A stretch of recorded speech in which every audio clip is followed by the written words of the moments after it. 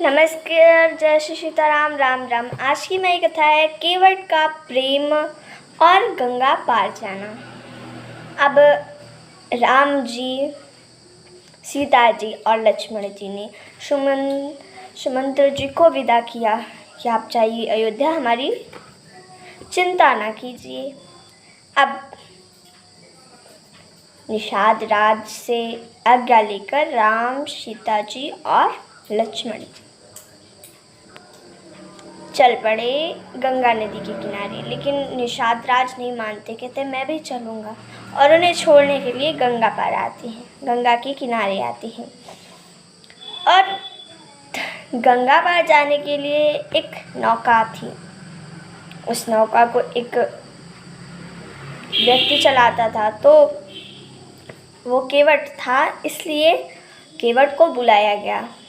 राम जी ने कहा मुझे गंगा पार छोड़ दो, हमें गंगा पार जाना है, आप हमें छोड़ दीजिए। तो केवट कहता है ना ना ना ना ना ना, गंगा पार तो नहीं छोड़ूंगा। हमने सुना है राम जी कि आपके चरण स्पर्श से पत्थर भी एक स्त्री बन गया। तो अगर मेरी नाव बन गई तो मैं क्या करूँगा?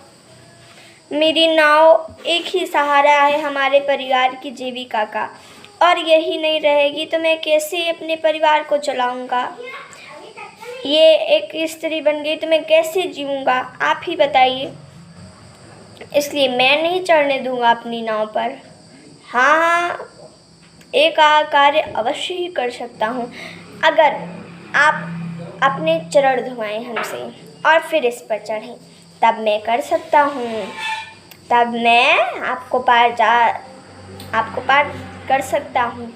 लेकिन अगर बिना पैर धुलाए चढ़ना है तो रहने दीजिए, हम तो नहीं आपको जाने देंगे गंगा पार। राम जी कहते हैं चलो ठीक है, तुम कुछ भी करना चाहो करो जल्दी से, क्योंकि मुझे जल्दी से जल्दी गंगा पार जाना है, शीघ्र करो। तो केवट कहता है रुकिए रुकिए, और पात्र लेकर आता है, घर से जल लेकर आता है और गंगा जल से राम जी के चरणों को धुलता है। राम जी के चरणों को धुलता है, और जो चरणों का धुवन है राम जी के पैरों का, उसको पीता है, अपने परिवार को देता है।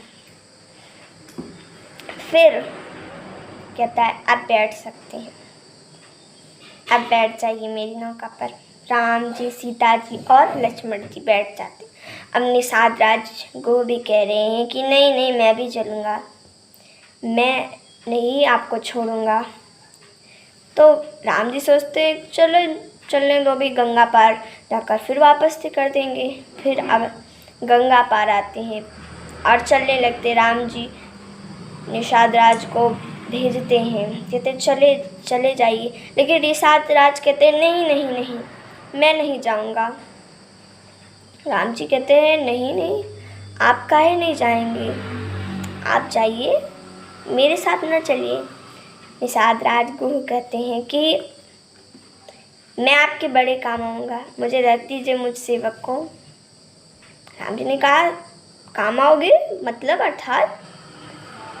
तो निषाद राज को कहते हैं कि मैं आपकी घास फूस की एक झोपड़ी बना दूंगा, फिर लौट आऊँगा।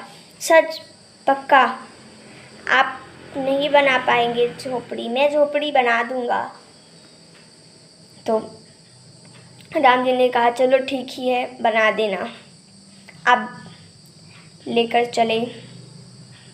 लेकिन अब राम जी सोचते कि अरे क्या बात है,